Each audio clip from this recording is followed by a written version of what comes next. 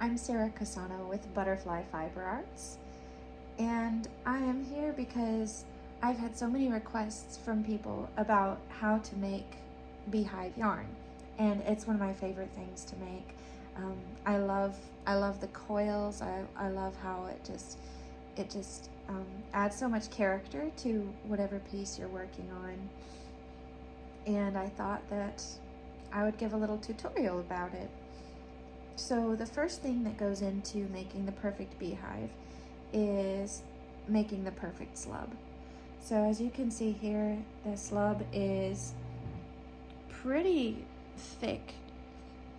It's not nearly the size of an entire chunk of roving, but it's got some substance to it.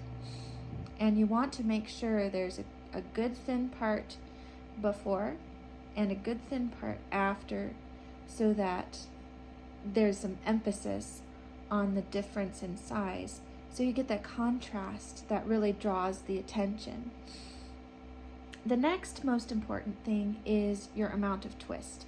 As you can see here, it's not as twisted as it could be.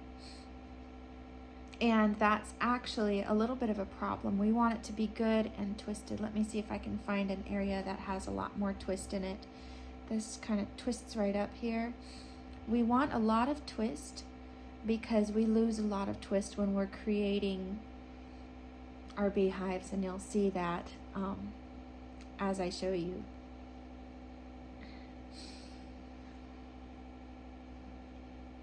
So first what you'll want to do is get your wheel going, and you'll let that travel in, and then you'll get your beehive and you'll twist further into the direction that it's already been twisted, and that allows it to load onto the thread, just like that. And then you allow it to wrap onto the main area of the yarn. And then after the thread has wrapped around, you pull it back, and then you continue plying. I like to use a cotton thread. I find that it grips the wool more easily. This one right here is a pretty color, but it's 100% cotton, and that tends to keep the thread from sliding around as much as polyester, which is why I like it. All right, so let's try another one. So we let the twist travel into the in-between parts here. We get to a beehive, we make sure we're twisting in the direction, because when it's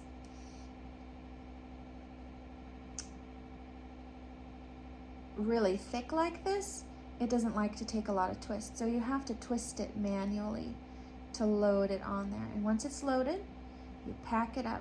Not too much, you don't want it to be too tight, you want it to have some body to it. But you pack it just enough to give it that beautiful coiled look.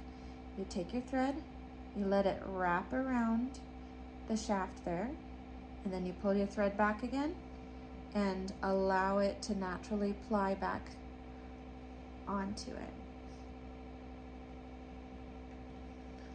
See that again.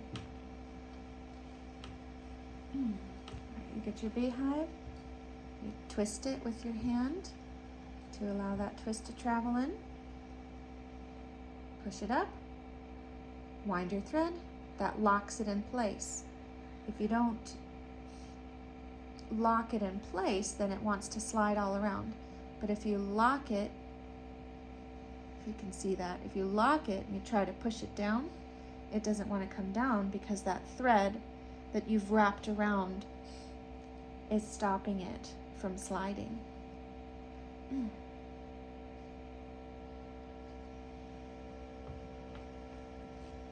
Now, depending on the thickness of your slubs, it's going to be easier or harder to twist it as it goes.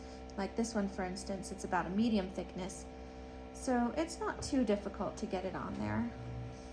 If you get to a larger slub, it might be harder to twist it manually, and that's another reason you want a lot of twist in your single, because you want to be able to get as much of that into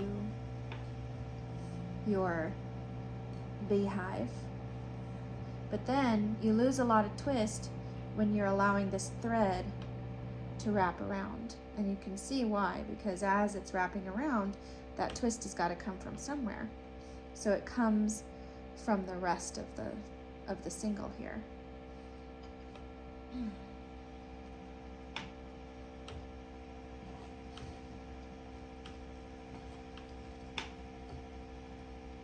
See that again.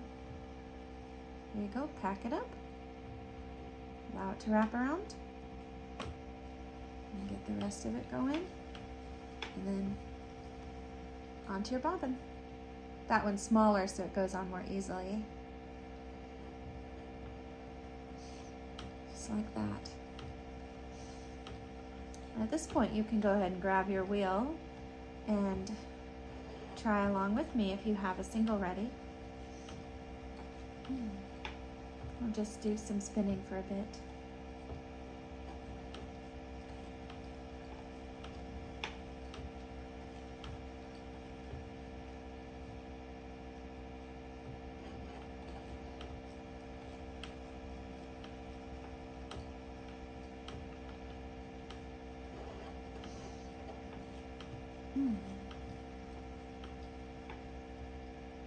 Load it on there.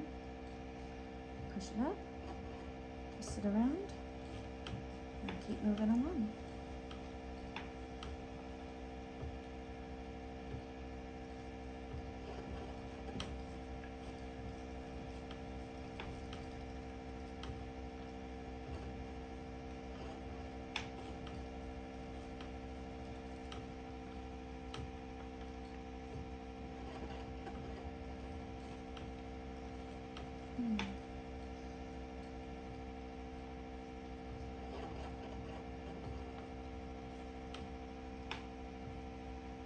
One of the things that you'll notice is that thread tension is a big part of how well you're able to apply here.